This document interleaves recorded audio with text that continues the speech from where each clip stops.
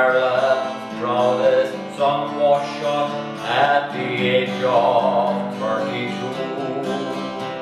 He held my hand, his eyes held tears, and my eyes filled up too, with a powerful emotion for a man I never knew. Micheal Collins, fearless son, you touched the nation's soul. 10,000 pounds upon your head, you still achieve your goal.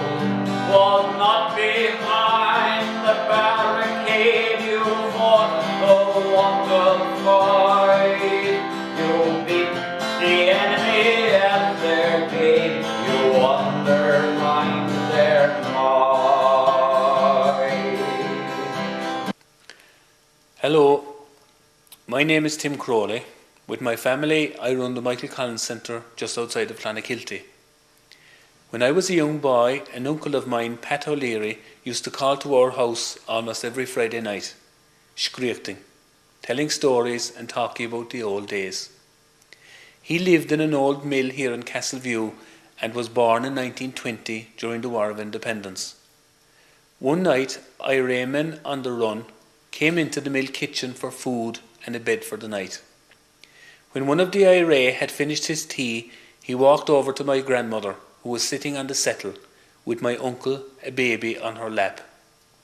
He pulled his Webley revolver out of its holster, flattened out the baby's palm, and pressing the butt of the gun into the little hand, said, "Tell that young lad, when he grows up, that he held the gun for Ireland." That gun must have burned into my uncle's spirit, because he was a great historian and Republican up until the day he died in November 1995. He passed on the interest in local history, and in particular the War of Independence and Civil War period, to me. When you study the history of the troubled times, as it is sometimes known, one name jumps out of the pages at you: Micheal Collins. In my opinion, as a local historian, he was the greatest Irish leader of all time. He succeeded where all the others failed. While I know he couldn't have achieved what he did on his own, he was the key figure that could not have been done without. We were never short of men and women down through the centuries who were willing to fight and die for Ireland. What we were short of were leaders who could think out and implement a strategy that could work, and that's what made Micheal Collins so special. His story is an extraordinary one. To think that the son of a tenant farmer born in West Cork could, by the age of 30, force the British Empire, the most powerful the world had ever known, to negotiate with its nearest colony, Ireland, and to give it a huge level of independence. The tragedy for Ireland is that Micheal Collins died before he could finish the job, and I believe if he had lived, we would have some sort of united country by now, and the immigration and economic stagnation that we witnessed in the country after independence would never have happened. We have decided to call this film Mick because Micheal Collins was known to his close friends as Mick Collins, and there are numerous examples in letters and books in which associates of Collins in Dublin and around the country claimed that if you wanted results, you contacted Mick. It gives me great pleasure to introduce to you the documentary Mick, remembering Micheal Collins, people and events of his time. Behind me is the birthplace of Micheal Collins. It is located in the townland of Woodfield, 4 miles west of Clonakilty.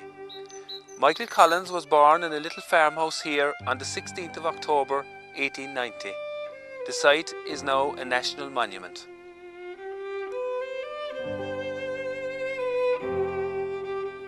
Micheal Collins was born in this building, the youngest son of Michael John Collins and Mary Ann O'Brien. He had 2 brothers, Johnny and Patrick, and 5 sisters, Margaret, Henny, Mary, Helena and Katie. This house was converted into a farm building when a new dwelling house was built out by the road around 1900.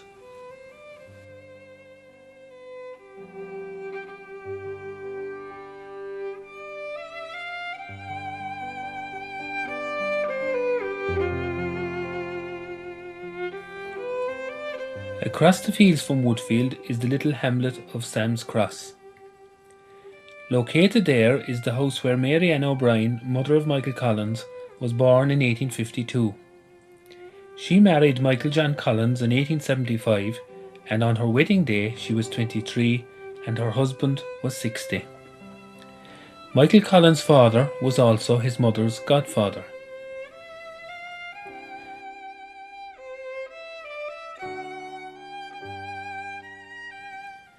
The old fireplace is still in the O'Brien house, which is presently being restored. Mary Ann's brother, Danny O'Brien, built a new house alongside the old building in the late 1890s.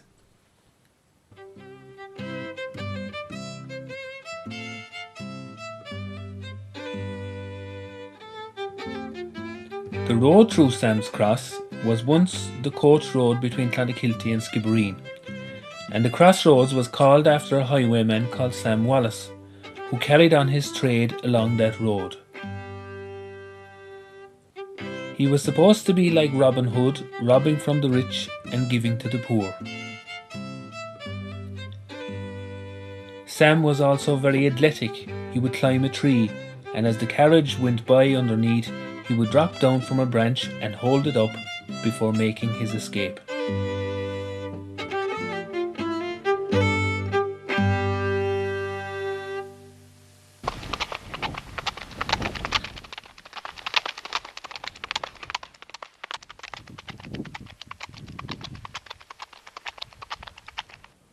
This is the Four Alls pub at Sam's Cross, still owned by cousins of Micheal Collins' family.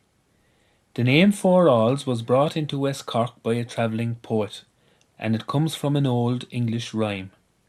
The king rules all, the knight fights for all, the bishop prays for all, and the peasant works for all. However, the last bit was changed at Sam's Cross. Instead of the peasant working for all, the farmer pays for all. This is the village of Lissavard, and behind me is the original Lissavard National School, the Boys National School, and it was here that Micheal Collins went to school for the first time in September 1894. He wasn't even 4 years at the time. He spent 10 years going to this national school. One of his teachers was a man called Dennis Lyons, and he had been an old Fenian, and there's no doubt that he had a big influence on the young Micheal Collins. There was also a very important visitor came to this school around 1900, and that was the Fenian Jeremiah O'Donovan Rossa, who was born, of course, down the road in Rosscarbery. In the evenings and at lunchtime, Micheal Collins and his friends would often go across the road to the blacksmith's forge, which was located behind what is now the Pike Bar. The blacksmith that operated his trade there was James Santry, and he was always telling the young lads stories about the rebellion of 1798 and how the blacksmith's grandfather made croppy pikes for the Battle of the Big Cross, which was fought 2 miles to the north of Clonakilty on the 19th of June 1798.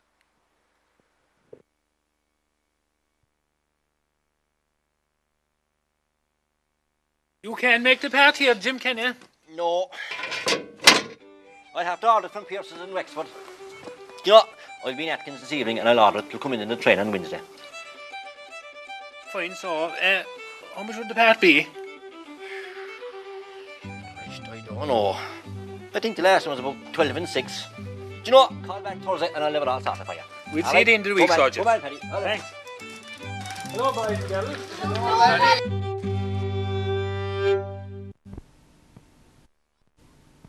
Oh, you've a new boy with you today. What's your name? Micheal Collins. Micheal Collins. And where are you from? Woodfield. Oh, you're Michael John Collins' youngest son. Who's your father? He has a bad cough and you have to stay better till it's better. Do you know what's very good for a cough? Spoon of sugar and a measure of poteen in a half a cup of boiling water. Last thing at night.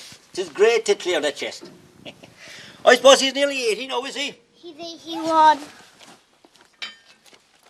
That's a great age, sure. Tell him I was asking for him, will ya?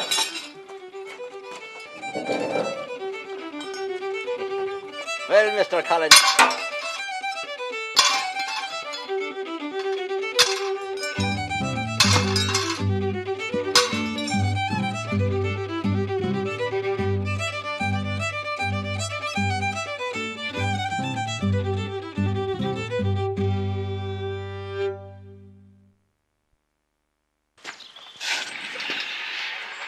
Well, Master Collins, do you know what that is? It's a crappie pie. It's a crappie pike.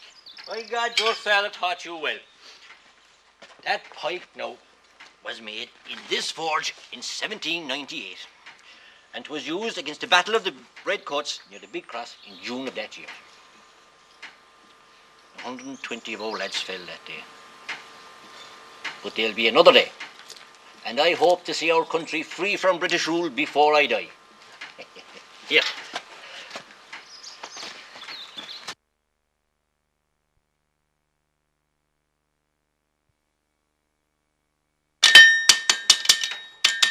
On March 7th, 1897, Michael's father died in the old house.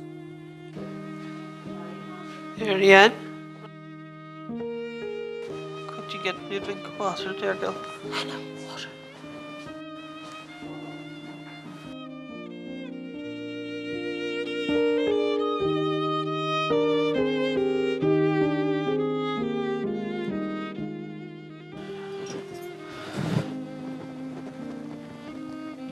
Hannah, call Johnny and Pat in. Their father wants to talk to them.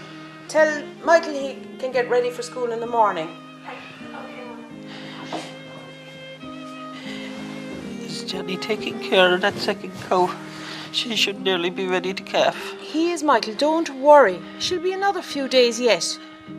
And did he plough the field yet? That field should be ploughed by now. He was at it today. The grey mare lost the shoe and he had to go to the forge. It'll be ploughed by this time tomorrow.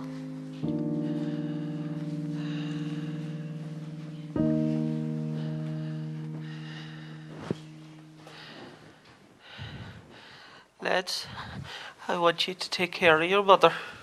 Yes, Stella. Helena? Yes, Papa. Helena, Yes, Papa. you're going to be a nun. What do you mean? When you grow up, you're going to become a nun. And she ought to look after Michael. He's going to do great things for Ireland yet. Michael's father must have been a prophet to utter such words, because, as we know, Michael did become a great man, and his sister Helena did become a nun, taking the name Sister Celestine. Here she's pictured in later life. Micheal Collins' second brother Patrick immigrated to America in 1903, and his son John Collins spoke to us at Woodfield. When you were growing up, what did your father tell you about his young days in Woodfield? Well, I was born in 1924, and at that point my father was quite Americanized. He'd been there 21 years, and he had risen to the rank of Chicago police captain, was the youngest one ever made to this day in the city of Chicago in his early 30s. And unfortunately, in the States at that point, immigrants played down their heritage. Whether you were Italian or German or Irish, they all tried to be Americanized. We had books and photographs of Michael. My father met President Cosgrave in 1927, I believe it was, in New York City, and we had a photograph of that meeting. But the conversation, other than his schooling, was quite limited.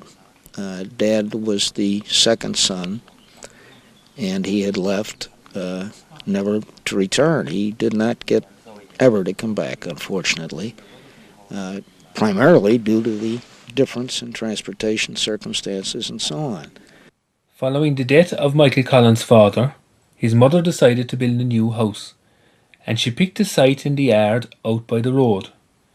Local builders called Collins built the house using stones quarried on the Collins farm, and the family moved in for the Christmas of 1899.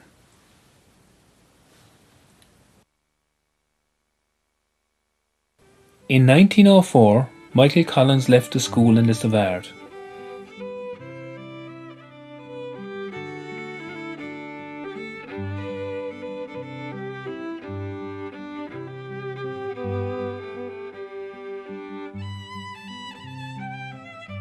He moved to the Boys' National School in Clonakilty to do the post office clerk's course.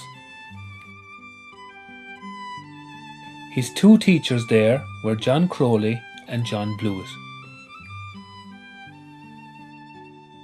While attending the school, he lived for a while with his sister Margaret at number 7 Shannon Square, now Emmett Square, in the town.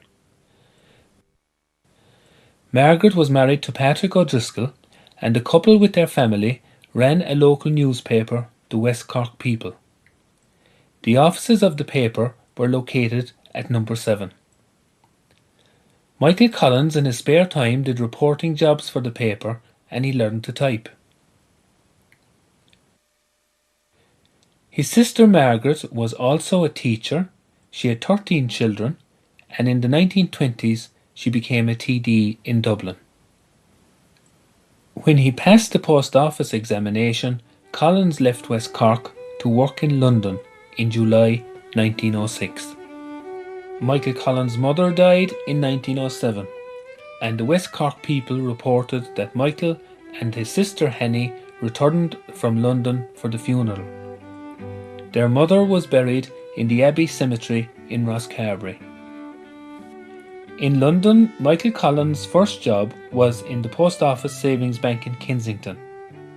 He lived with his sister Henny, who also worked in the post office. Later, Collins worked with the Board of Trade, in a bank, and a stockbroking firm. In his spare time, he did night classes, went to the theatre, and became very involved with Irish organisations such as the Gaelic League and the GAA. In 1909, he was sworn into the IRB by another famous West Cork man, Sam Maguire from Dunmanway. However, Micheal was also at that time considering immigrating to America, as John, son of Pat Collins, explains. You were telling me a while ago that at one stage your father was hoping that Micheal Collins would also immigrate to America. Very definitely. That was around 1913. I had some letters he had written to Micheal, and letters that Micheal had written back were my dad had sent Micheal money for his passage to the United States, and he'd made inquiries into banking establishments in the city of Chicago to get him a position, which would have fit into Michael's background with the post office and so on in London.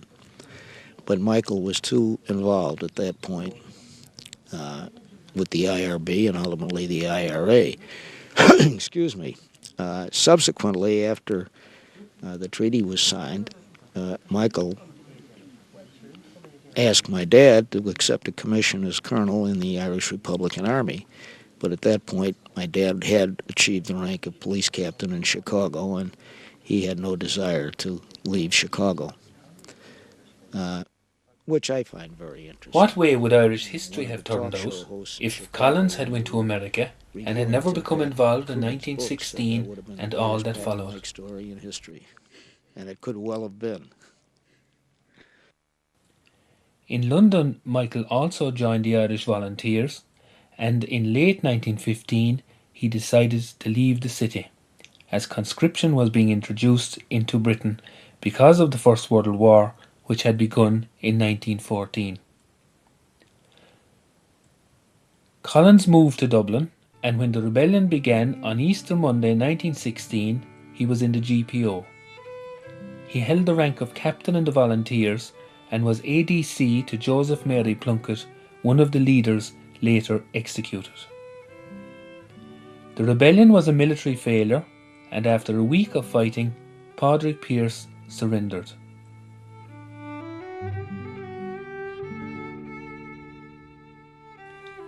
The volunteers had been pinned down in various buildings around Dublin, and their positions were shelled by the British, leaving much of the city centre in ruins.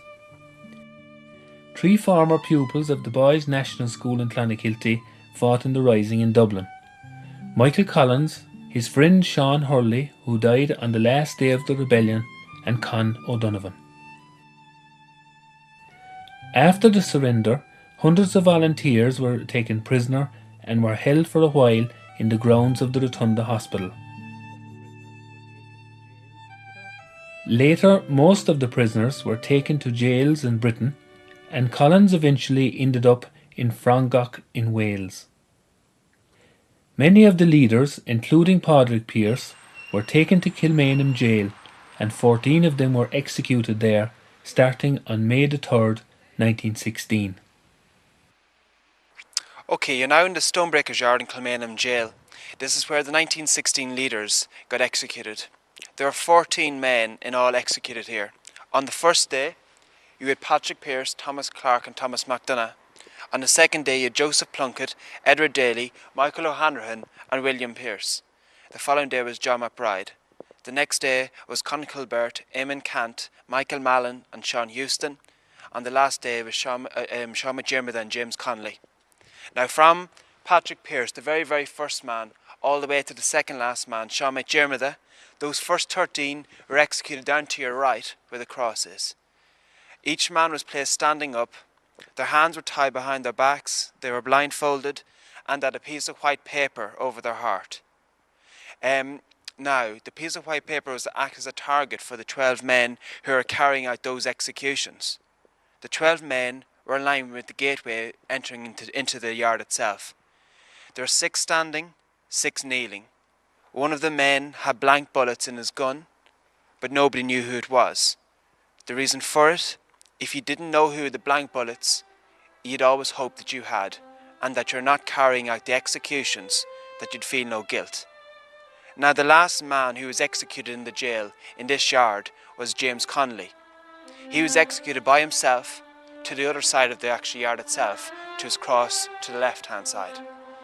Now the reason he was executed up there by himself was because he was severely wounded during the rising and was dying from his wounds. He never spent himself any time in any of the cells here in Kilmainham. He spent his last nights in Dublin Castle under the care of the Red Cross. In fact, his only time to set foot in the jail was to be executed. He was taken from Dublin Castle by ambulance, was brought through the gateway to the right of the cross itself. Because of his injuries, he was not able to make the small distance down to where the rest of the men were executed. Again, because of his injuries, he wasn't able to stand up. So he was executed sitting in a chair down there to your left, where that cross is.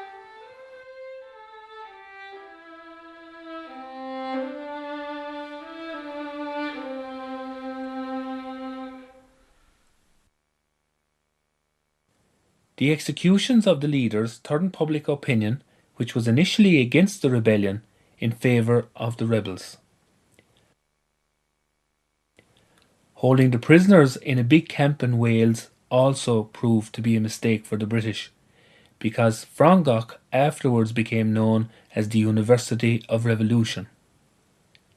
It was there that future plans for the War of Independence were conceived, and it was there that Micheal Collins was given the name the Big Fella. When Collins was released at Christmas 1916, he returned to West Cork and Sam's Cross to attend his grandmother's funeral. His mother's mother, Johanna McCarthy O'Brien, died at that time. In 1917, Micheal took over as Secretary of the National Aid Association in Dublin, and through this organisation he began to meet volunteers and their families around the country.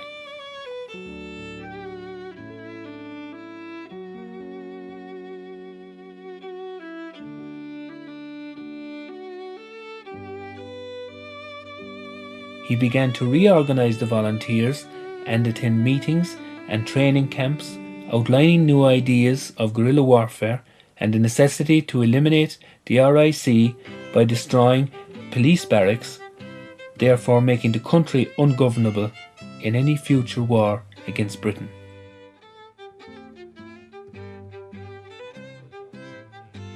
He also joined Sinn Féin and in the 1918 general election went forward as a candidate for West Cork and Armagh, winning both seats.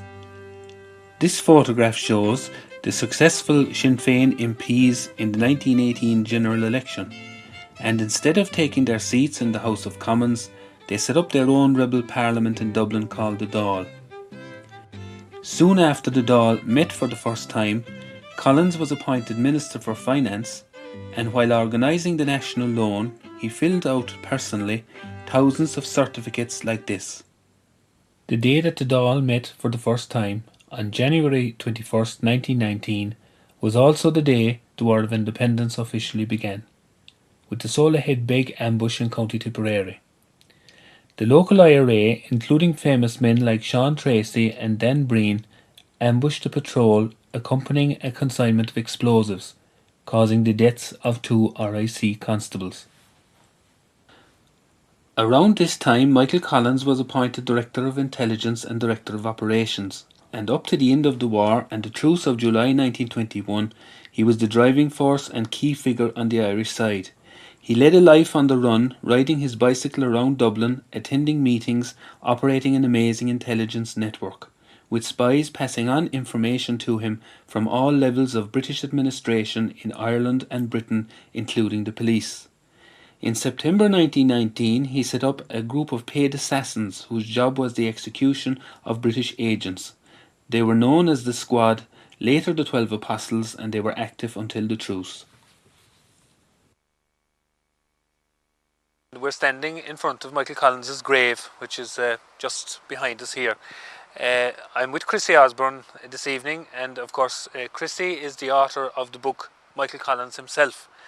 And every place, an awful lot of places around Clonakilty have stories connected with Micheal Collins, but also a lot of places around the centre of Dublin have stories connected with Micheal Collins as well.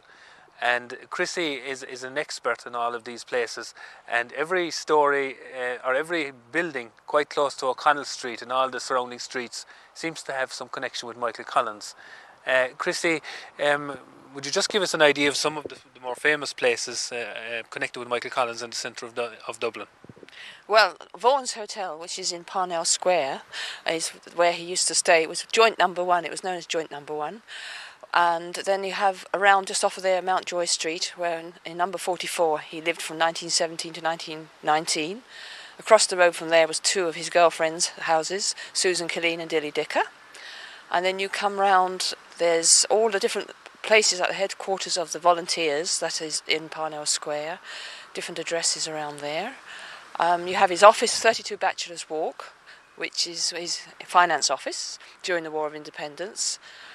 Going back to Parnell Square, number 3 Rathlin Row was his intelligence office, headquarters. And there was just a warrant of places that he used to use. Devlin's, which is now in Parnell Street, which is now long since gone, but that was one of a place he used to stay and used to use to meet his men. An example of one of Michael's agents was Nancy O'Brien, who came from Carrigrow, west of Woodfield. She was working in the post office and was given a new job sorting secret government and military mail. The British authorities never realised that she was Micheal Collins' second cousin. Nancy was a heroine of the period, and there are great stories about her activities. But her relationship with Micheal wasn't always so cordial.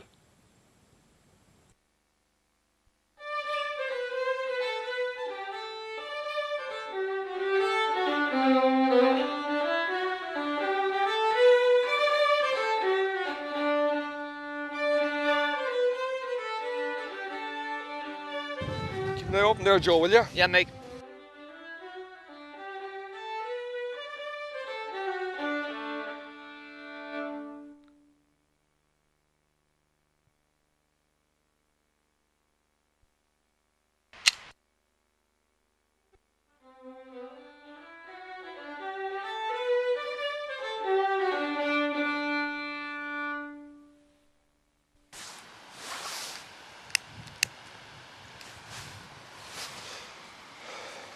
Here you go, Mick. A few more messages for you. Good girl, Nancy. Anything interesting in them? There might be. You know, I'm spending so much time every day copying messages for you. I haven't even time to eat my dinner. Is that the way? You're a girl. You can well afford to lose a bit of that. You're a right louser. There's no sign of that letter I was asking about. Where is it? I don't know. Someone was to give you a letter to give to me, and where is it? I don't know, and would you stop asking me about it? Did you get any letter over the last few days? Well, I did. A letter from a secret admirer, and that's none of your business. What was in the letter? Well, my admirer writes, among other things, that he loves to see the light shining through my auburn hair as the Angelus bell strikes at 6 o'clock. What? Yeah, you bloody idiot. What? Agligeen. Did you think that someone would write you a love letter, did you? That's a coded letter from the prison officers of Mountjoy telling me that the guard changes this week every evening at 6 o'clock. I'm not copying messages for you anymore, when that's the thanks I get for risking my life for you. For what? Go away and get somebody else to do it. I am sick of it. And Nancy. Nancy, come back. Micheal Collins, son of Nancy O'Brien, standing by his mother's grave in Clonakilty, outlines what happened later that night. 2:30 a.m., she said. The morning after, I blew him out, she said. I heard gravel being thrown on the windows of my lodgings in Iona Road last Nevin. Will he ever learn, she said. Will he ever learn? Now, she said, Mrs. Murphy, my landlady will have some of his volunteers on the run to put up safely. Well, they can damn well wait out there, she said, because I'm not answering it. But eventually, of course, she did. And there at 2:30 in the morning, in the little square of her house in Iona Road last Nevin, with the curfew at its most intense, Micheal Collins stood. And he looked up to her bedroom window and said, Nance Agra, please forgive my impetuosity. You are the best I have. Sure, you're one of my own. But Nance, the sands of patience and of health are beginning to run out, and the pressures are terrible. But the pressures, albeit terrible, did not prevent Mick from travelling across Dublin to Iona Road, because he knew he had hurt the feelings of one, not alone his cousin, but one who had served him loyalty. Her Mick, she said, forget about it. Sure I will, Nancy, he said, and it'll be Desmond Fitzgerald who'll pick up the messages at 2:30 later on today. And he said goodbye to her, and as he vaulted over the little railing around her house to head off back to Donnybrook, 5 miles away, to get a few hours' sleep, he said, give my love to Mrs. Murphy and tell her that there's a little bag of clove rock and bullseyes on the window for her. And he gone into the night. The most eventful day of the War of Independence in Dublin was Bloody Sunday. In 1920, the British, conscious of the damage Collins and his men were doing to their administration, brought in special agents called the Cairo Gang to get Micheal Collins. Using photographs like this, Collins found out who these men were, where they lived, and the squad shot 16 of them early in the morning of the 21st of November 1920. This wasn't the end of the killing, however, because the Black and Tans that afternoon carried out terrible revenge in Croke Park.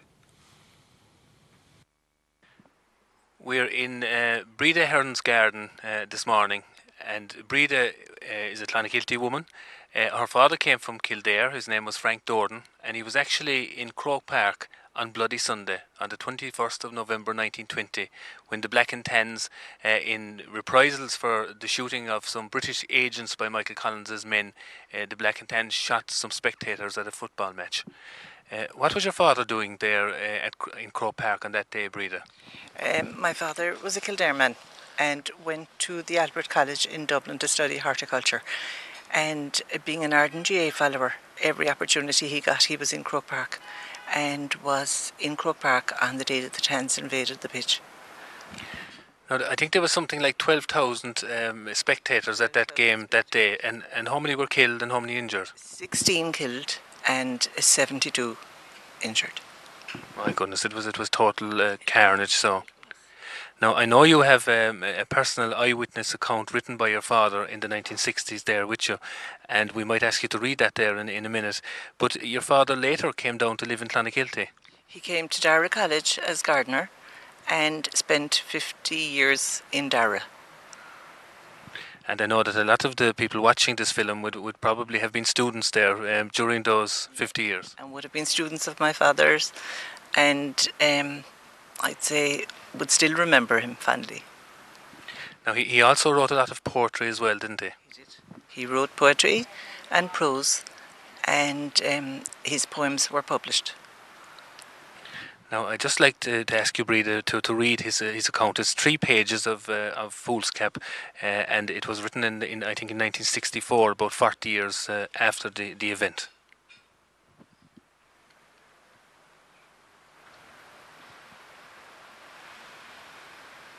He wrote this in the early 60s when he decided to put on paper what he had seen in Croke Park.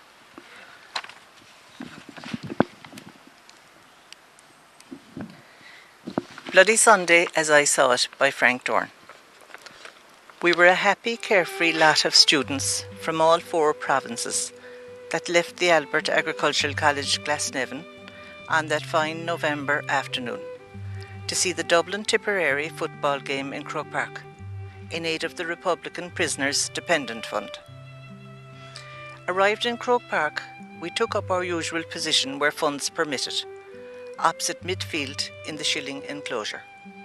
There was only one small corner stand in Croke Park then.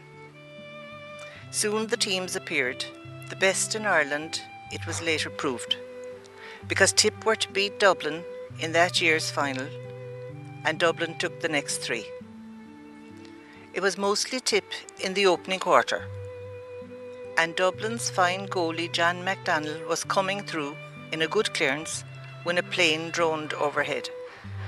Up the Republic shouted Paddy Garrity aggressively. It circled the grounds twice, flying low, and then came the sharp crack of rifle fire.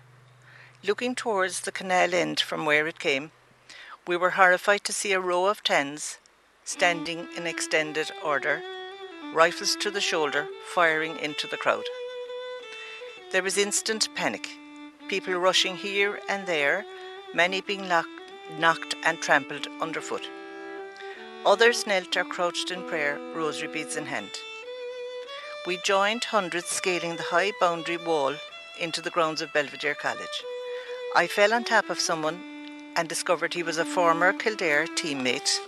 We struggled to our feet, shook hands, and without a word ran our hurried way, never to meet since.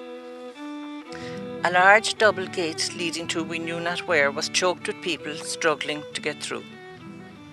As we reached it, a bullet knocked chips from a pier, a few inches from someone's head. Getting through safely, some of us took refuge in a henhouse at the back of some house. We could not have selected a worse hiding place, because Mr. Rooster and about 10 wives were at home and set up a loud cackle of protest. Soon we were ordered out by military, who with machine guns trained had the area surrounded. We were forced back into Croke Park and searched several times by cordons of Tans spaced at intervals. Mick Hogan, the Tip full-back, lay dead near the cinder track opposite Hill 16. 3 or 4 Tans stood by unconcernedly. We had to step aside to avoid treading on the body of a 16-year-old girl. She was lying on her back, shot through the forehead, blood trickling slowly down her face. Further on, ambulance men were placing an elderly man on a stretcher. He was moaning in pain, shot in the stomach. Coats, hats, caps, sticks and umbrellas were strewn around, and such a small thing to notice, that new white football forgotten on the pitch, held my interest. Outside as we left were tens and more tens, jibing and asking how did you enjoy the match. It was with a feeling of relief we took the quietest way back to the college. A lot of activity took place in West Cork during the War of Independence. The British introduced the Black and Tans and auxiliaries in 1920 to help calm the violence throughout Ireland, including West Cork.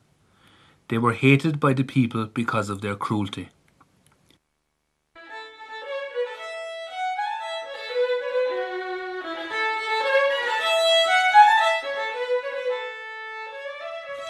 A patrol of auxiliaries were ambushed by Tom Barry and his West Cork flying column as they travelled in two Crosley tenders, southwest of Macroom, on the 28th of November 1920, in what became the most famous ambush of the war, Kilmichael. 3 IRA men and 16 auxiliaries died that day. The ambush brought the reputation of invincibility that the auxiliaries had acquired in West Cork to an end.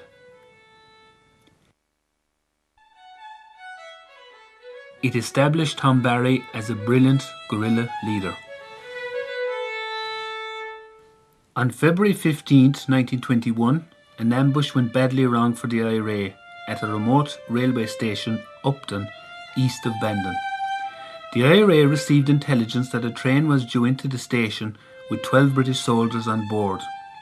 However, maybe as a result of information passed on to the British, the train stopped at the station east of Upton Station, Kinsale Junction, where 50 more soldiers got on board. The train pulled into Upton at 9:30 a.m. and the IRA opened fire. When they realised that they were dealing with a much larger force of soldiers, they were forced to withdraw under fire. 3 civilians, 3 railway employees and 3 IRA died that day. For the IRA, a further loss was the wounding of their officer-in-command, Charlie Hurley. The 3 IRA men who died, Pat O'Sullivan, Bat Falvey and Sean Phelan, are buried in St Finbar Cemetery, Cork.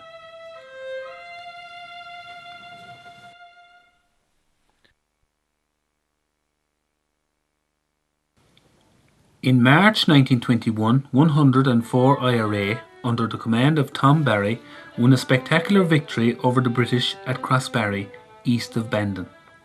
The IRA repelled a number of attacks by encircling auxiliaries, Black and Tans and regular British soldiers. A large number of casualties were suffered by the British side at Crossbarry.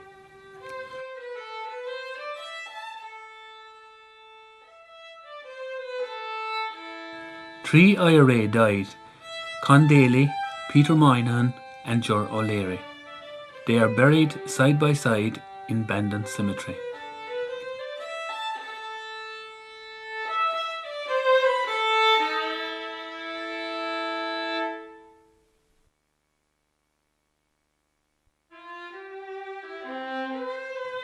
While the flying column were waiting for the ambush that morning, they heard distant gunfire. The encircling British forces had come across the Ford House in the nearby townland of Ballymurphy, where Charlie Hurley, officer in command, 3rd West Cork Brigade, was recovering from wounds received at Upton ambush. Charlie died in a hail of bullets while trying to fight his way out. Only one gable remains of the Ford House today, where Charlie died.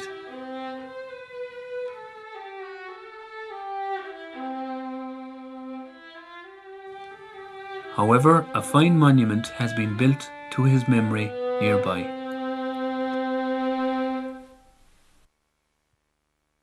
In 1906, Micheal Collins' brother Johnny, who was farming at Woodfield, married Catherine Hurley from Drina. They had 8 children. The last, Liam, was born in 1920. Catherine Hurley died in February 1921, leaving Johnny to look after the children. On April 7th, Johnny went to a county council meeting in Cork City on the train and was arrested by the British on his return journey. The housekeeper Peggy O'Donovan was looking after the children that day at Woodfield when a patrol of Essex Regiment soldiers came in their lorries with some of the Collins neighbours as prisoners. They forced the neighbours to burn the Collins home and farm buildings.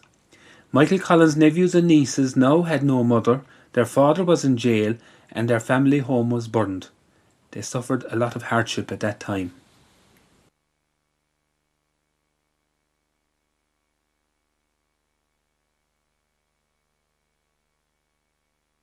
Two Lord Mayors of Cork died during the War of Independence, and they are buried side by side in St Finbarr Cemetery, Cork. Thomas McCurtain was shot by police in his home at 40 Thomas Davis Street on March 20, 1920.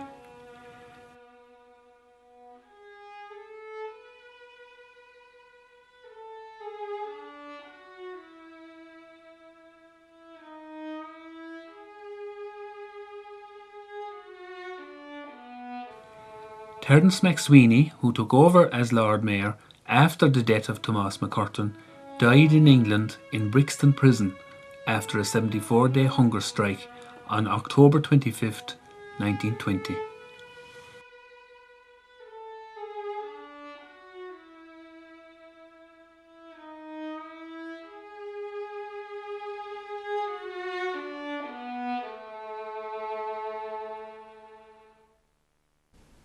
The truce was agreed which ended the War of Independence on July 11, 1921, and on the 22nd of August Tom Barry was married in Dublin.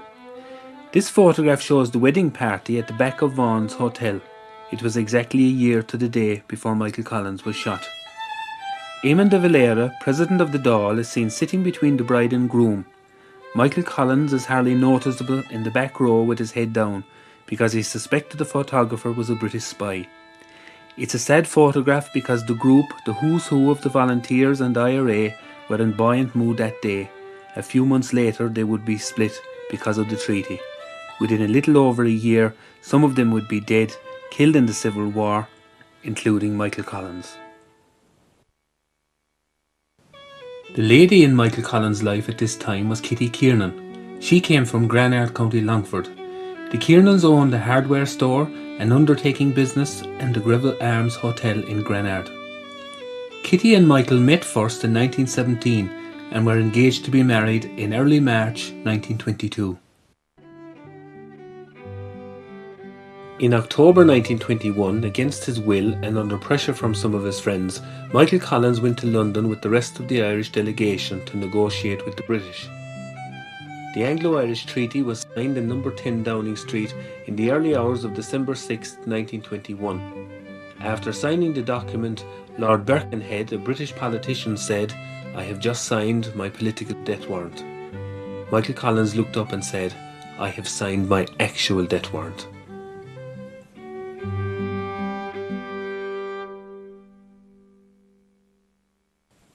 When the treaty was brought back to the Dáil, there was an immediate split, with Eamon de Valera leading the anti-treaty side and Michael Collins and Arthur Griffith heading the pro-treaty side.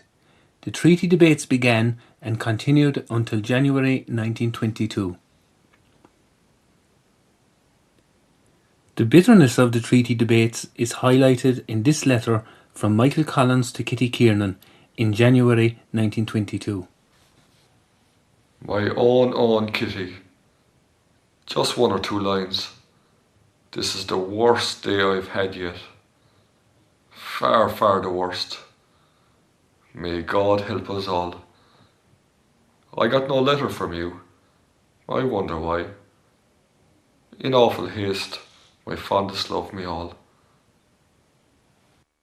Michael Collins was invited to Granard, County Longford by Kitty Kiernan for the Christmas of 1921. But he declined that offer and instead he came back to Clonakilty. But of course he couldn't have had his dinner here because this was a burdened shell, this house, at that time. So he actually had his dinner in his cousin's place next door, Annie Collins' house, the yellow building just to our west. And there is a story as well that on that day, while the goose was cooking for the Christmas dinner, Michael Collins and his brother Johnny and other family members went to the hill across the way over here. that is called Cunnock, and there is a part of that hill called Carrigaroirk, which means the Rock of the View.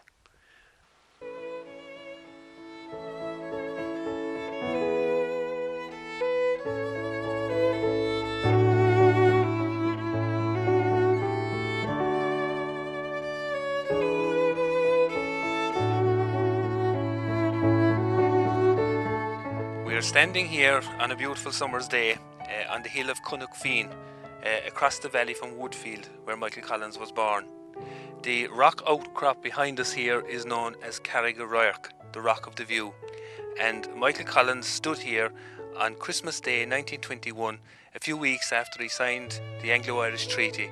He stood here with his brother Johnny, who had just been released from prison. With me here is Sonny O'Leary, who owns this land. Sonny, what do you know about that day, about that Christmas Day when Micheal Collins came here in 1921? What I know is what my grand-aunt told me, who was Johnny Collins' second wife, was that on the they spent the whole afternoon of that Christmas Day up here, sitting on this rock, and Micheal Collins' comment was that he never before saw so much of his country in such a short time as he did on that day. Sonny O'Leary, could you just tell us what we're actually looking at here today? Yeah, away to the right you can see the Stags Rocks, which is just off Towhead, where the Kowloon Bridge went down a few years ago.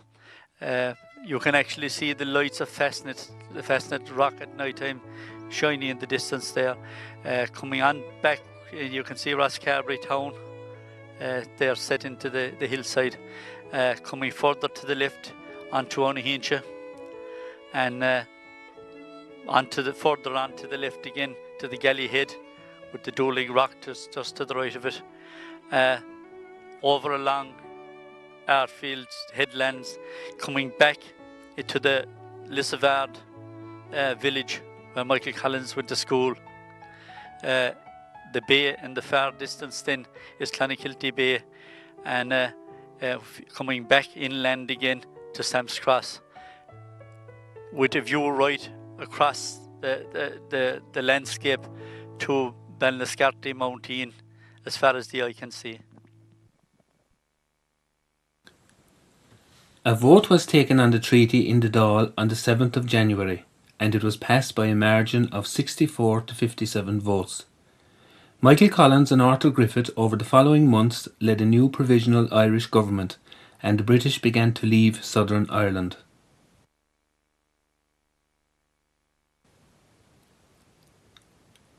Some anti-treaty IRA took over the Four Courts building in Dublin on April 13, 1922, in defiance of the new Irish government.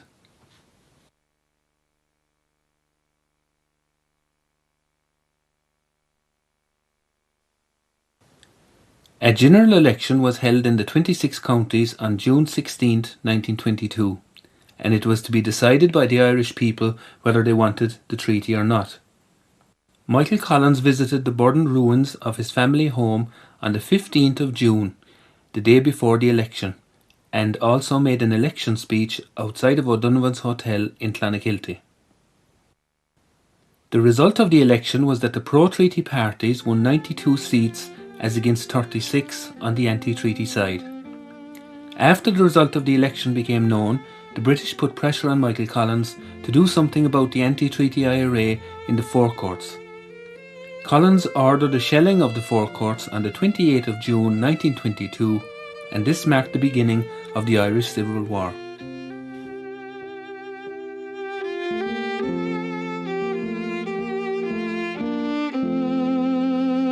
Heavy fighting took place in Dublin at the beginning of the Civil War, and in July 1922 Micheal Collins took over as Commander-in-Chief of the pro-treaty National Army. He wrote this sad letter to Kitty Kiernan on August 2nd, after the shooting dead of Harry Boland, his former friend, who had taken the anti-treaty side in the Civil War. My own dearest Kitty, I was glad to get your letter today. It was not possible for me to write to you yesterday, so I sent a wire this morning, and it was before I got your letter too. I mentioned about Harry in yesterday's letter. Last night I passed Vincent's hospital and a small crowd gathered outside. My mind went into him lying dead there, and I thought of the times together. And whatever good there is in it, any wish of mine, he certainly had it. Although the gap of 8 or 9 months was not forgotten. Of course, no one can ever forget it. I only thought of him with the friendship of the days of 1918 and 1919. To tell me that the last thing he said to his sister Kathleen before he was operated on was, "Have they got me Collins yet?" I don't believe it so far as I'm concerned, and if he did say it, there's no necessity to believe it. I'd send a read, but I suppose they'd return a torn up. Please do come up as soon as you can. You'll excuse this letter. May God bless you. Fondest love, Michael.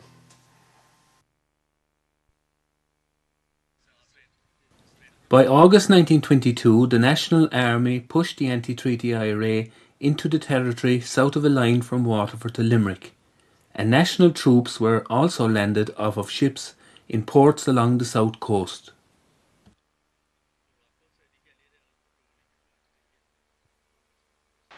On August the 20th, Micheal Collins decided to come south on a tour of inspection. He arrived in a military convoy at the Imperial Hotel in the South Mall, Cork City, on the evening of August the 21st, and he stayed in the hotel that night. He left the Imperial Hotel on the morning of August the 22nd at 6:15 on a tour of West Cork. The convoy's first stop was Macroom Barracks, where Michael had a meeting with local army commanders. The next town on their tour was Bandon, and the normal route between Macroom and Bandon was the main road through Crookstown. However, this road was blocked with felled trees, blown bridges and trenched roads, so the convoy was forced to take an unusual route which took them through a 5 crossroads called Bale-na-Blaw.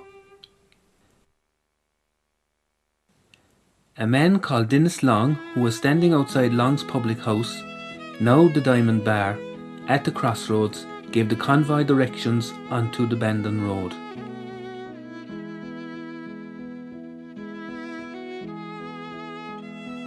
What Collins and his convoy didn't realise was that this man was an anti-treaty sentry, and many prominent anti-treaty leaders were having meetings in the Bale-na-Blaw area that day. Dennis Long reported back to his officers that Micheal Collins' convoy had passed through, and a decision was taken to set up an ambush for the convoy on its return journey in the evening.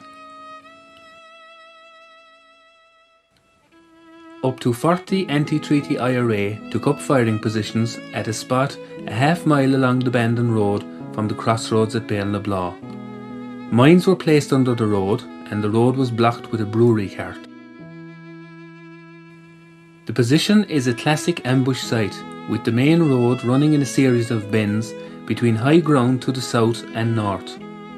On the southern hill, a narrow road, sometimes known as the Horseshoe Boreen, runs parallel to the main road, and other roads lead off of it to the south. They provided ideal escape routes if something went wrong for the ambush party.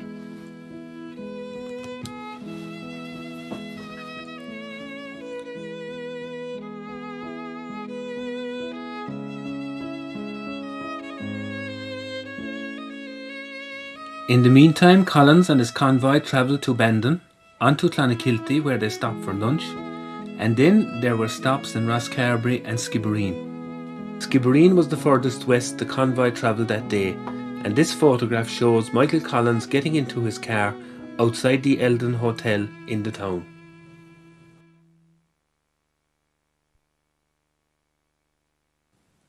On the return journey to Cork, the convoy stopped off at Sam's Cross, close to where Collins was born. He called into his cousins, the O'Brien's house, where he met his brother Johnny, cousins and neighbours, as it turned out for the last time.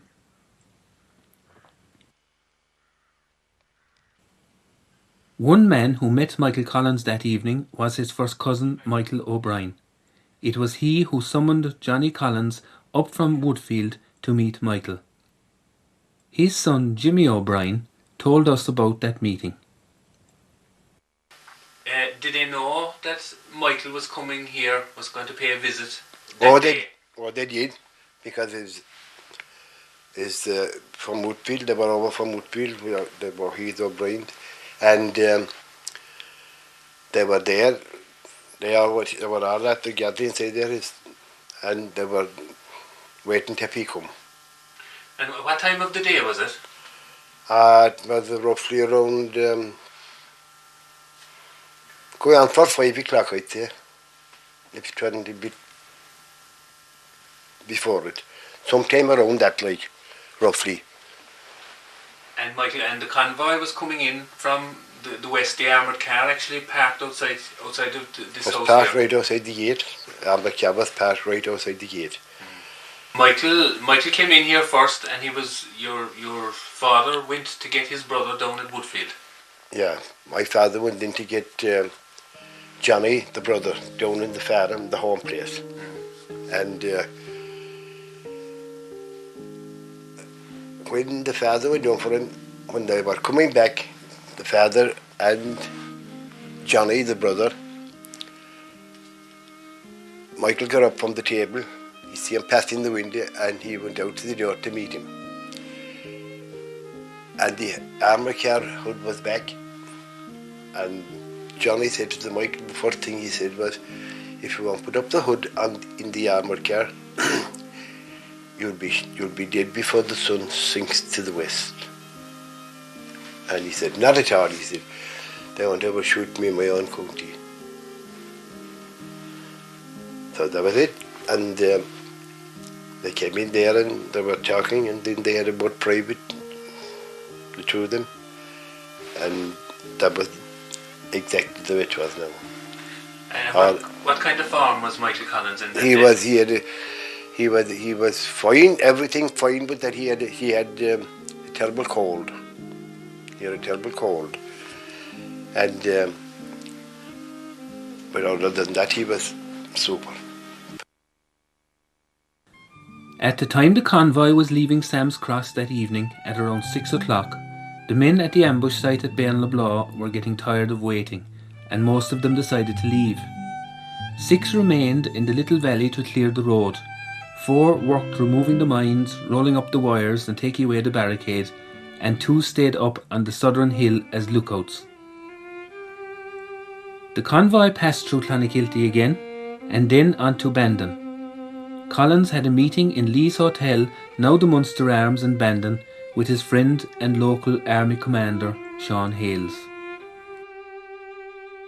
A statue of Sean Hales now stands in front of the post office in Bandon.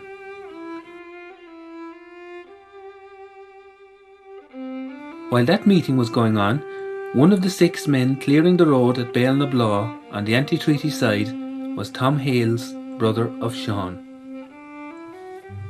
The Hales family split was one of the saddest examples of the division after the treaty.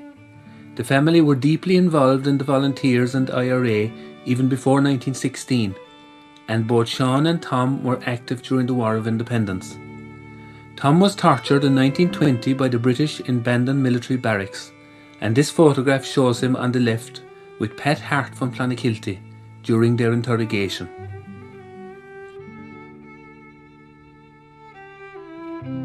The last photograph of Michael Collins alive shows him on the left in the back of his Leyland car as it pulled away from outside Lee's Hotel in Bandon after his meeting with Sean Hales. At 7:45, the 2 lookouts on the southern hill at Bairn-le-Blas heard lorries coming from the Bandon side. It was Collins' convoy. They fired warning shots to alert their comrades clearing the road of the oncoming danger, and these men got off the road quickly onto the southern hill. We will visit the ambush trail at the Micheal Collins Centre to explain what happened next. The day Michael Collins was shot at Bairn-le-Blas, he was travelling in a military convoy. They were coming from a tour of West Cork, heading back to his headquarters in Cork City. And at a place called Bairn-le-Blas, they became involved in an ambush. Now that day that Michael Collins was travelling in his convoy, there was actually 4 vehicles in the convoy. In the front there was an army scout on a motorbike. Then there was a vehicle like this. It was a Crosley tender, which was a troop lorry.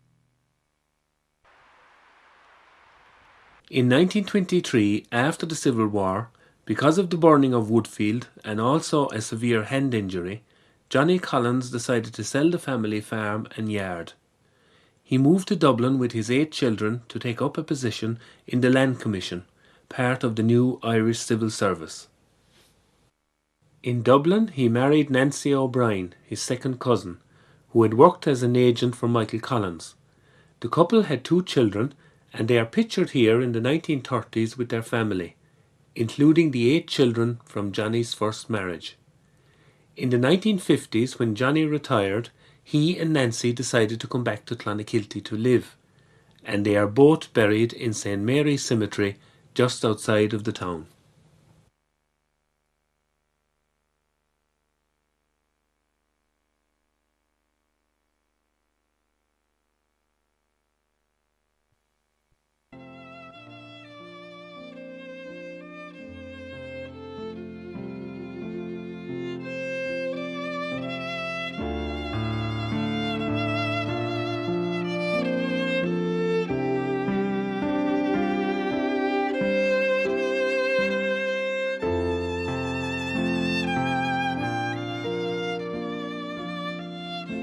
The old yard at Woodfield by the 1980s had become derelict and overgrown. Liam Collins, son of Johnny, bought the outside section of the property and later the inner part, which contained the birthplace of his famous uncle, was donated to Liam by the Coakley family next door. Liam began the restoration of the site in 1989, and a large crowd attended the official opening by President of Ireland Patrick Hillery in October 1990. The birthplace is now open to the public.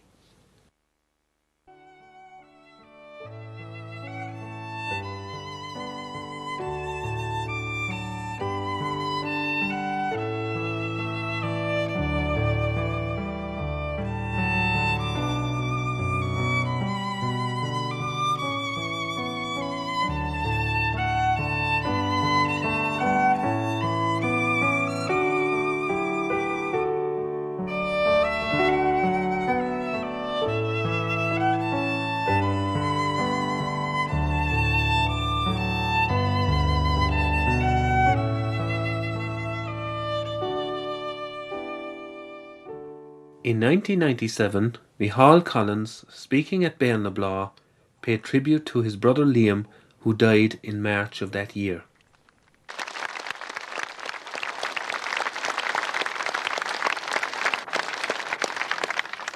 Many may move on from here to Woodfield.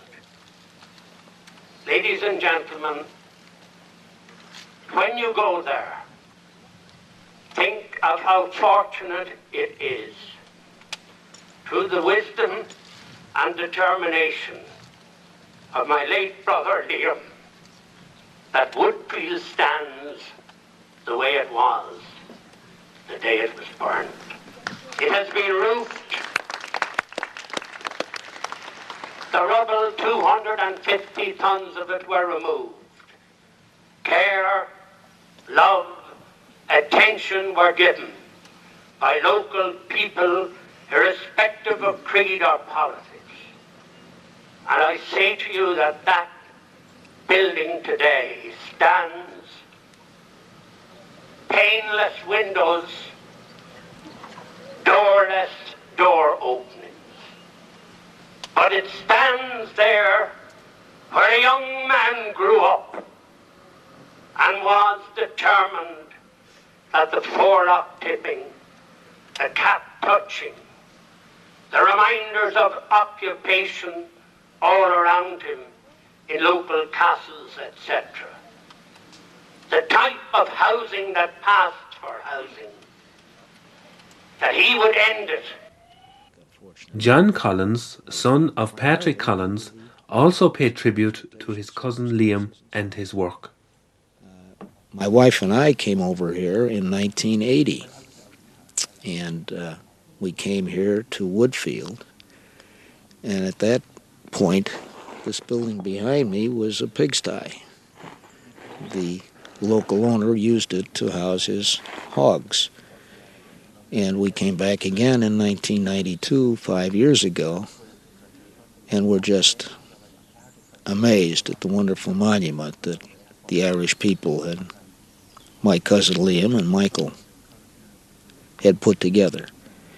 It's a very, very humbling thing to be here and to be my father's representative a little while ago at Ballinabla. One of the 6 anti-treaty IRA men from the original ambush party on the hillside the evening Micheal Collins was shot at Ballinabla was Jim Hurley from Clonakilty. Jim and Johnny Collins were friends before the Civil War, and in the 1930s they made up their differences, and later Jim Hurley ended up being buried alongside Johnny Collins in Clonakilty. Micheal Collins outlines how this symbol of Civil War reconciliation came about. In 1965, on January the 30th, my father died. And Jim, who had been unwell, got the verdict from the specialist in Cork that he had cancer of a most grievous type, and the maximum period he had to live would be 10 days to 3 weeks. Jim could not attend Johnny's funeral. He found out, though, through his wife, that the grave next to my father had been bought some years ago. He then rang me to Waterford, where I was then and still am living. And he said, Michael, I want you to go meet Monsignor Barrett in Clonakilty, find out who owns that grave, and I want you to get that grave for me, because I want to be buried alongside Shafter.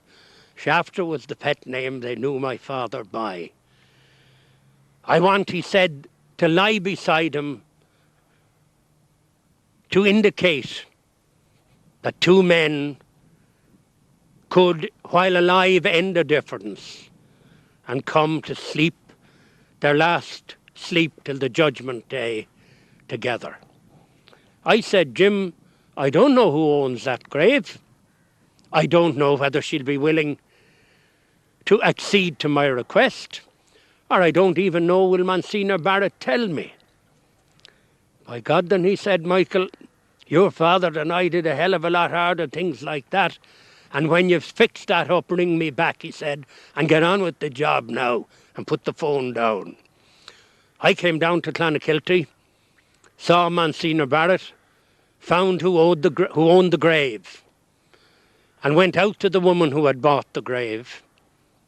She understood the position, and she said how touched she was that Jim, with the passage of years, recognised who the real achiever was. I got back to Cork, called in, saw Jim, who was very close to death.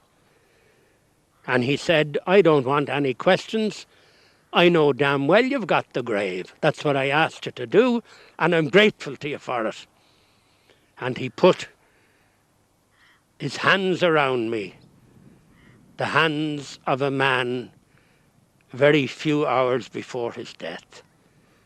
Michael, he said, you have made me as happy now as when your father greeted me 30 years ago almost in Dublin to put an end to a difference that broke my heart for every day it continued.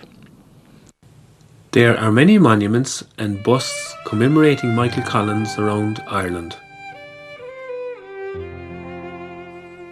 This is the old Collins homestead at Woodfield, and alongside of me here is a very fine bust of Micheal Collins by the sculptor Francis Doyle Jones, and the date underneath the shoulder reads 1921, because Micheal Collins actually sat while he was alive for the sculptor when this bust was being made. At Sam's Cross there is a monument that was unveiled by Tom Barry, the Flying Column leader, at Easter 1965. The monument is a rough block of Wicklow granite on which a bronze plaque made by the Cork sculptor Seamus Murphy has been set. Tom Barry took the anti-treaty side during the Civil War, but he had great respect for Micheal Collins and was delighted to unveil the monument at Sam's Cross.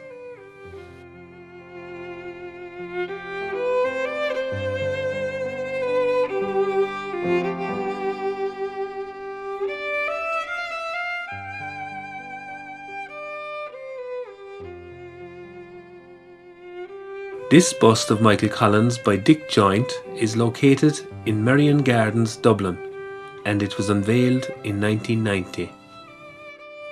A superb large bust of the big fella, again by Seamus Murphy, is located in Fitzgerald Park in Cork City.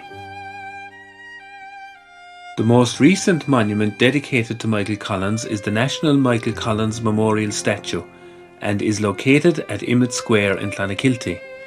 This statue depicts Micheal Collins making a speech and is a piece by sculptor Kevin Holland. A week-long Micheal Collins festival in 2002 ended on the 22nd of August at 8 p.m, the 80th anniversary of Micheal Collins' death, with the unveiling ceremony.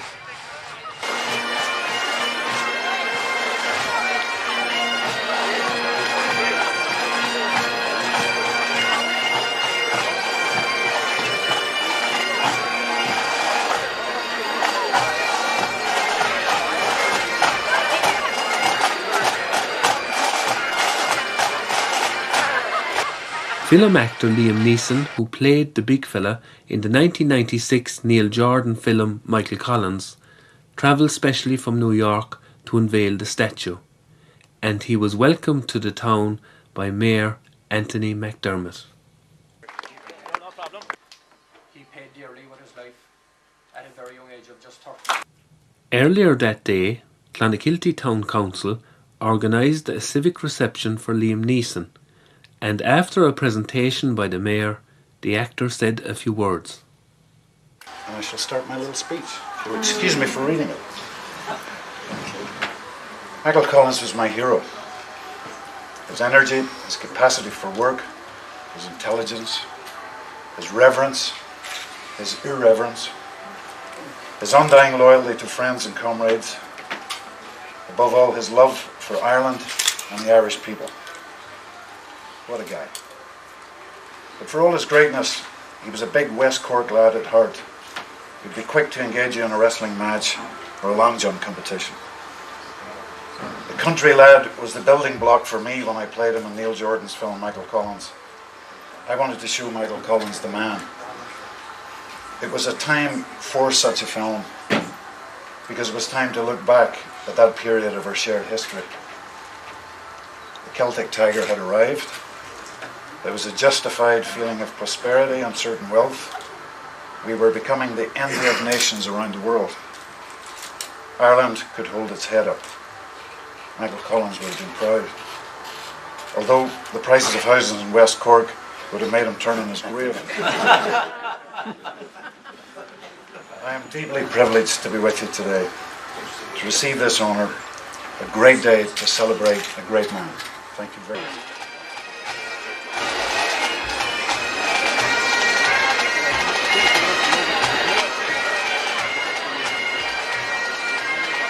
Seven and a half thousand people attended the unveiling ceremony, and the presence of a guard of honour from the Defence Forces and Sliabh Naman, Micheal Collins' 1920 Rolls-Royce armoured car, added to the dignity of the occasion.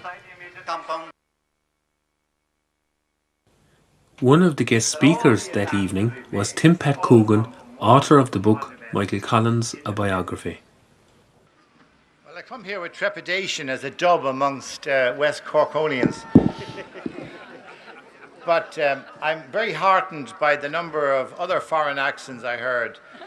Northerners from all over the place have come here today.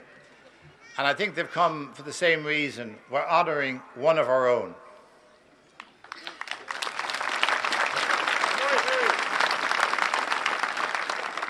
It's the same instinct that brought Liam over from America and that got my old teacher in Blackrock, Father Micheal O'Carroll, when I'd left the Irish Press to send me a note one day saying, "The best is left yet to come. The Collins family want a biography. It should be done." And actually I was thinking of doing one of Sean Lemass at the time, and I said, I'm very fond of Sean Lemass.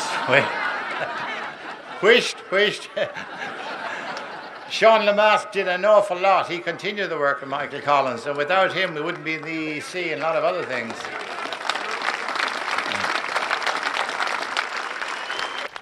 Finally, Master of Ceremonies Treilc O'Donovan introduced Liam Neeson to the crowd before the unveiling of the statue. I'll hand you over to Mr. Liam Neeson.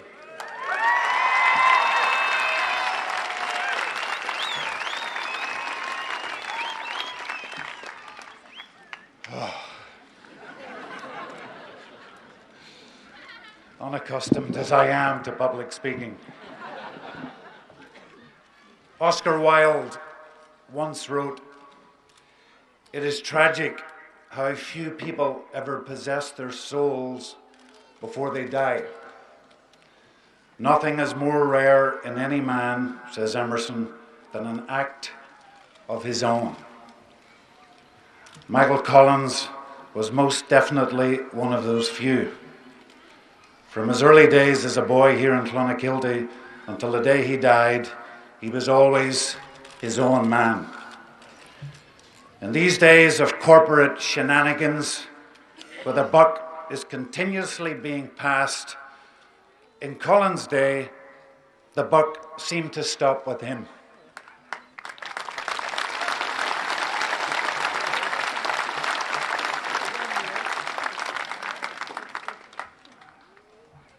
He is my hero.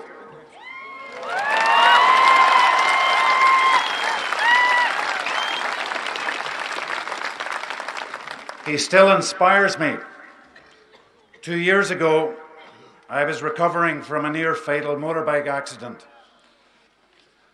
Lying in a New York hospital bed, I often asked myself, what would Mick do? The answer was always the same. You were told to do 1 hour of physical therapy. You will do 2 and be thankful for it.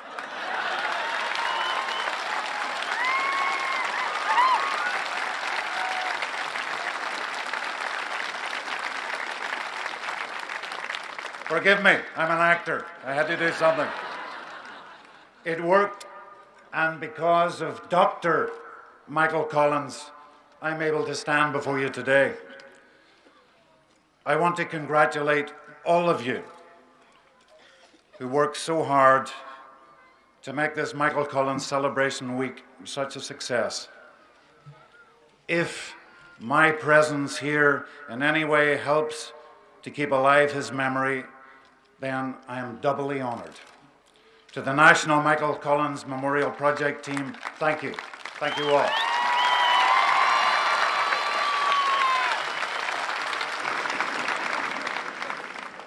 And now, it's my privilege and honour to invite Mr. Liam Neeson to officially unveil the National Micheal Collins Memorial Statue.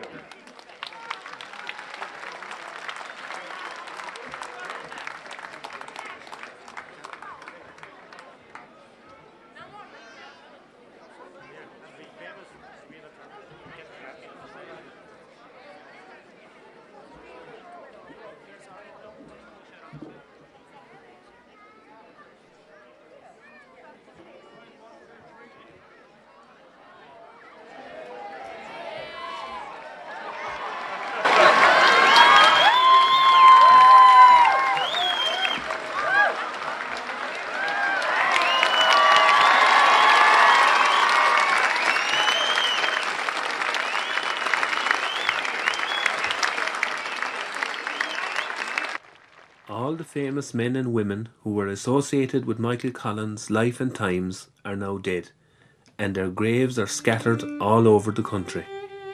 The cross over Micheal Collins' grave in Glasnevin Cemetery was placed there in the late 1930s.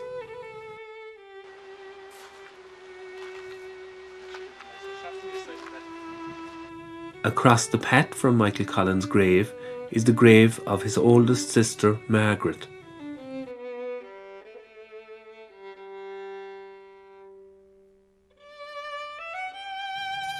Close by is the grave of Kitty Kiernan, Michael's fiancée, who after his death married an Irish Army officer, Felix Cronin.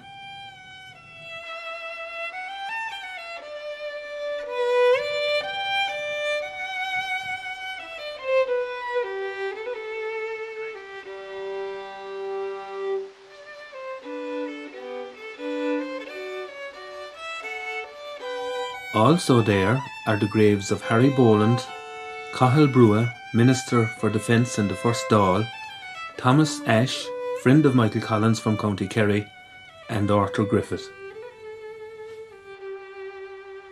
Another great West Cork man, the Fenian Jeremiah O'Donovan Rossa, is also buried there, and the resting place of Collins' great political rival, Eamon de Valera, is close by.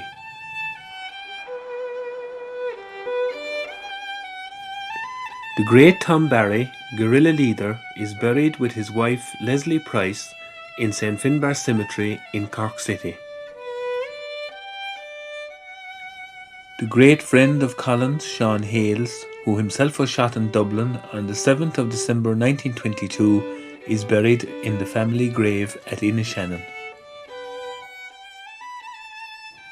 His brother, Tom Hales, who fought on the other side in the Civil War, is buried in St Patrick's Cemetery in Bandon.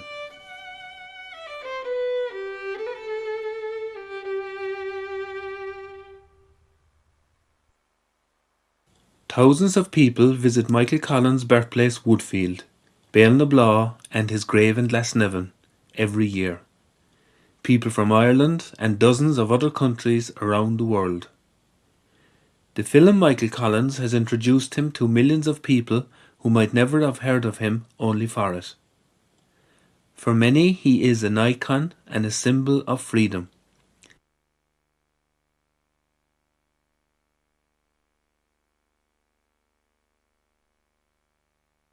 We're here this evening at Woodfield, and we have a man from Belgium here with us who has been visiting the Woodfield site. What have you heard about Michael Collins, or how did you find out about Michael Collins? Well, we've been interested in the history of Ireland, and a very important part of the history of Ireland is, of course, the Rising and then afterwards the Civil War. So that's how we found out about Michael Collins and the other important people like De Valera and the whole history. And by visiting the country a lot of times, we got more and more interest into. What do you think? How do you find Michael Collins attractive as a figure in history? Yeah, it's really a figurehead. It's someone very important, a real patriot who has lived his life for the cause of Ireland. So it's a very important person. I think it's one of the figureheads of the revolution. So I think a lot of people find him a real hero. I think it's one of the big Irish heroes.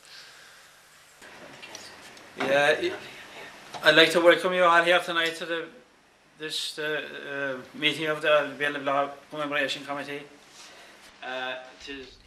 Every summer, members of the Béalnablaw Commemoration Committee meet to organise the annual Michael Collins commemoration.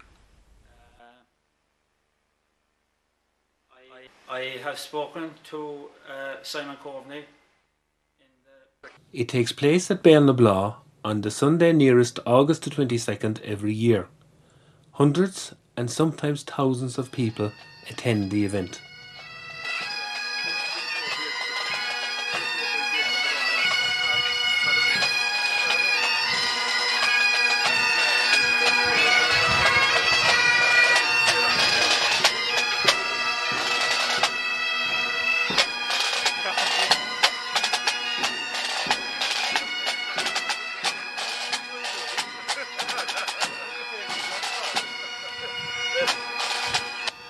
The hour-long programme begins with the raising of the national flag and the sounding of the last post by an Irish Army trumpeter.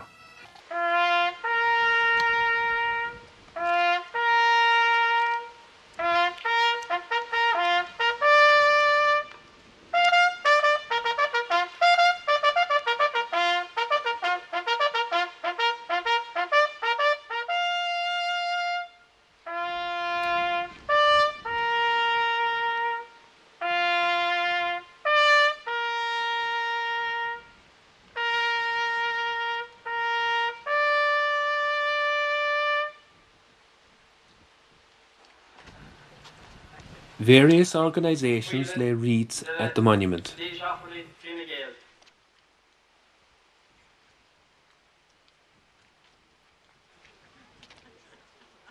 And Jim Chambers on behalf of the Bilnabla Commemoration Committee.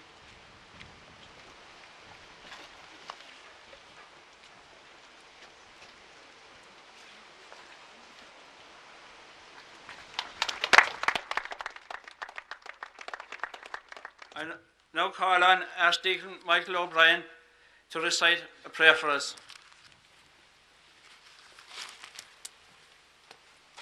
Dar man ahar agus a bhíc agus a spread nef a man. Díar mí sin is an céadró an díobra glórvar son anam agus son a cháde atá básathe. Á nahar atá nef gan éfí a tanam gan agur bhíc grabgréint in de há gan éintar an nef.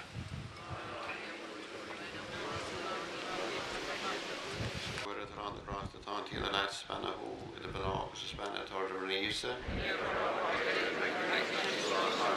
Shit, Lord and Nine of the Marcus, Spread Nev.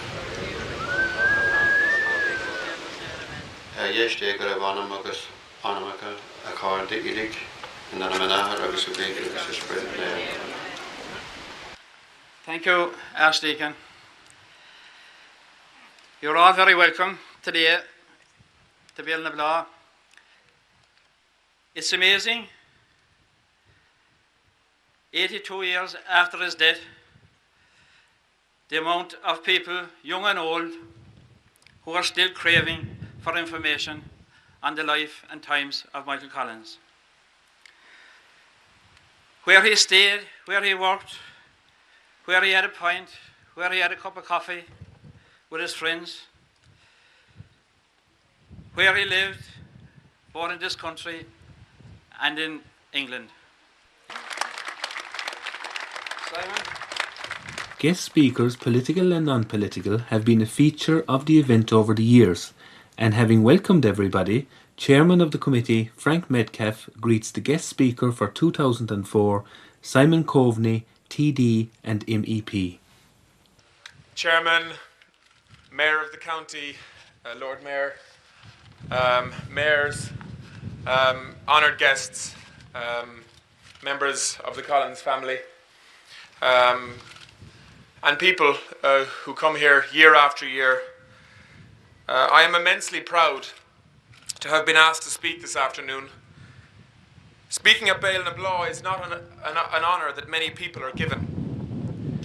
I want to thank the committee for inviting me to take the podium to commemorate a man who in a short lifetime has had an immense impact at a crucial time in Ireland's history, which could combine in themselves ambiguity and absurdity. It could hardly have divided. Long-time members of the committee, Tommy O'Connell and Frank Metcalfe, discussed the history of the commemoration. Tommy, when was the monument first erected here in Bilnabla? The present monument was erected in 1924, just 2 years after Micheal Collins had been shot here. And it was unveiled by President W.T. Cosgrave. And from there on, for a number of years, people were coming here in fairly large numbers, but as time went on and a lot of the older people died, the crowd started dwindling away. I remember being here as far back as 1958, and it was a very wet Sunday, right? But the number of us that were there, there was hardly enough to recite the rosary. We were all up on the monument. So later on, in 1965, it was decided to start a committee and to organise it properly and to have somebody each year to deliver the oration. So with the help of Donald Creed, who was the TD at the time, Commandant Michael Kelleher, a retired army officer from Innishannon, and Tig Manley, and Commandant Murray from Carrignavar, and a number of ourselves, the local people around here, we formed a committee, and from there on it started to grow in strength year by year. And has there been a commemoration ceremony every year since then, Tommy? Every year. And I remember back as far as General Sean McKeown, who was with Micheal Collins and Harry Boland. There's a photograph and a little booklet we have there at a match in Croke Park. And we had the honour of having General Sean McKeown deliver the oration in the late 60s. And we had the spy in the castle, Dave Nelligan, who was another comrade of Micheal Collins. He delivered the oration another year. For many years, veterans who fought with Micheal Collins attended the commemoration. They were just yards away from modern Irish soldiers who, on special anniversaries, provide a guard of honour at the event. In the early years of the commemoration, Sean Collins, nephew of Micheal Collins, spoke on behalf of the Collins family.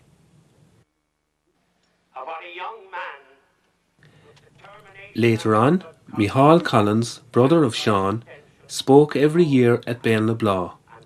He was a gifted speaker who never used notes, and in 1997 he made his last speech at the event.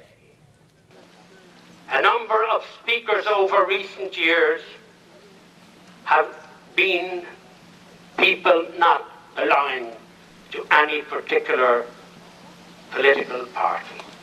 I think that's a good thing, because Collins died before any of the present parties were founded, and Collins belonged to Ireland first, before any party.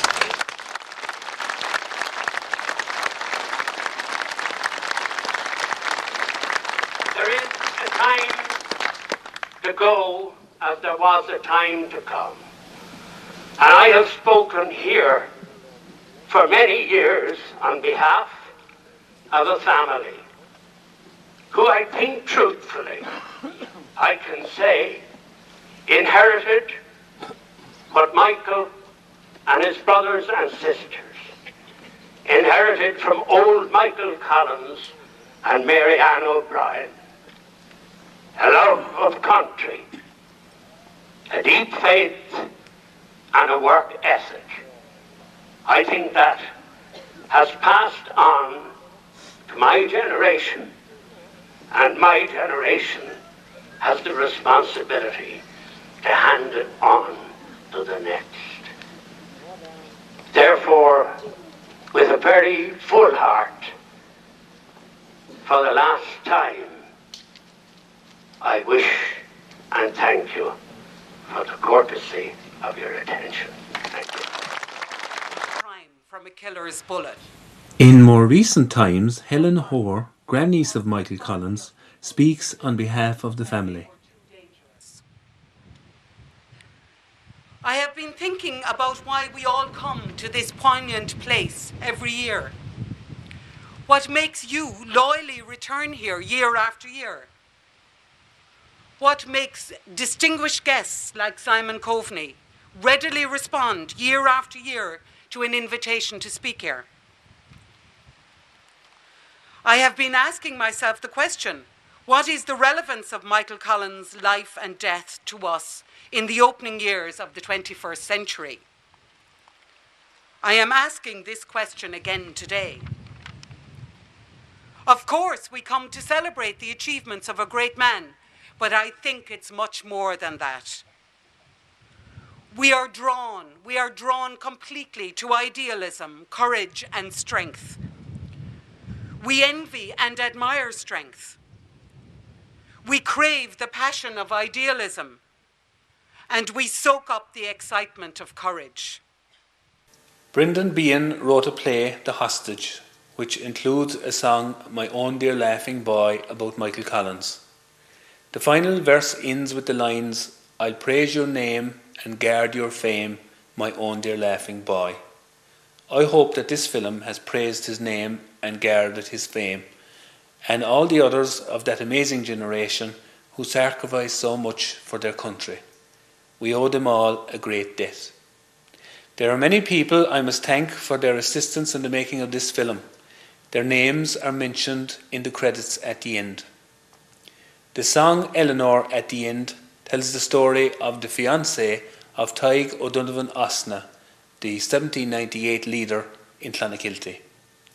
Thank you for watching.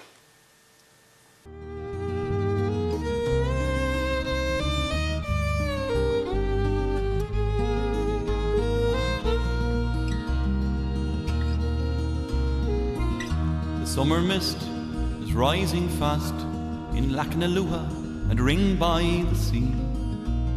The time has come with pike and gun to fight for liberty. Though it breaks my heart from you to part, a story I have to go and lead the Gael to Shannon Vale to face the might of the foe. For at Lissabard pikes are forged, and my men await the call. And live or die, we can but try to make a better life for us all. And Eleanor, Eleanor, Maroon, Ochri,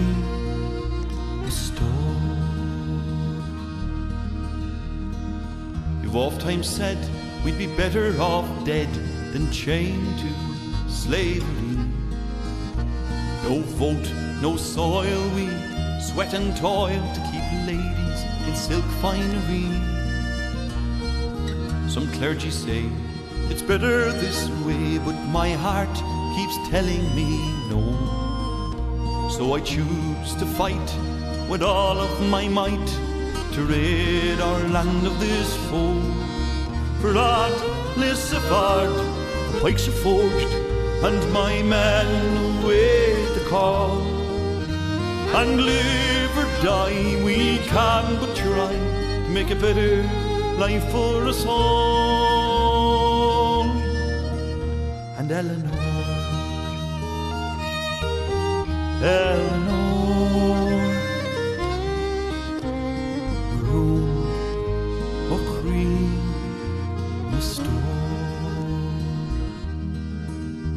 Oh, my heart fills with pride to see friends by my side, united, loyal and true. O'Reilly, Og, Cruelly, Costello, Cormac Chambers and John Donoghue. And at Ballinroar the green flag flies o'er to show we will not be put down. Our oath says it all for one, one for all, and we'll rid the harp of the crown. For at Lissabard the pikes are forged, and my men wait the call. And live or die, we can but try to make a better life for us all. And Eleanor, Eleanor, Maroon, Ochri, Musto. Now the battle was lost out at the big cross. In history's pages you're told. So you'd fear the crown. I was dragged through Clontown, left to rot at the croppy's hole. Fear not the storm, my spirit flies o'er sweet Carberry's valleys and glens. And it won't be long till brave men come on and strive for freedom again. For at Lissabard the pikes are forged, and my men await the call. And live or die, we can but try to make a better life for us all. And Eleanor, Eleanor,